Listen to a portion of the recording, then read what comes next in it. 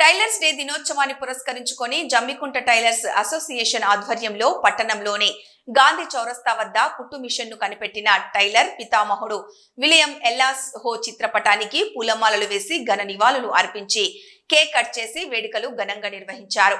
ఈ సందర్భంగా వారు మాట్లాడుతూ నేతన్న నేసిన వస్త్రాలను మనిషికి తగ్గట్లు వినియోగదారుల అభిరుచికి అనుగుణంగా దుస్తులను కుట్టడం ఒక మంచి కళ అని కొనియాడారు.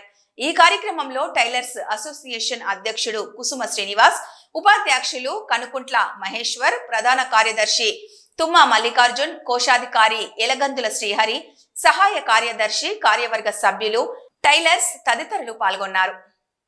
ఈ ఫిబ్రవరి 28 టైలర్స్ డే జరుపుకోవడానికి కారణం ఏమనగా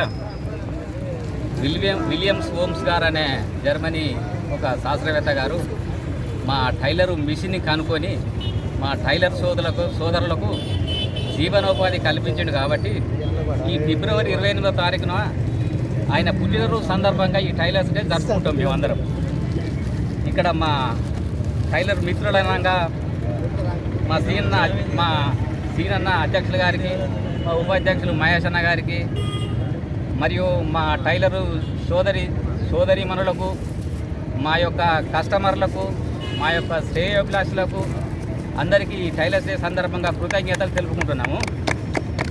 అదేవిధంగా వృత్తిని ఇతరత్ర కులాలు కూడా అందరం ఒక సోదర భావంతో మేము పని కల్పించుకొని ఇదే విధంగా అందరం కలిసిమెలిసిగా ఇదే రకంగా ఉండాలని, ఎలాంటి తారతమ్యాలకు తావీయకుండా అందరం ప్రతి ఫిబ్రవరి 28వ తారీఖున ఈ టైలర్స్ డే జరుపుకోవాలని కోరుకుంటున్నాము.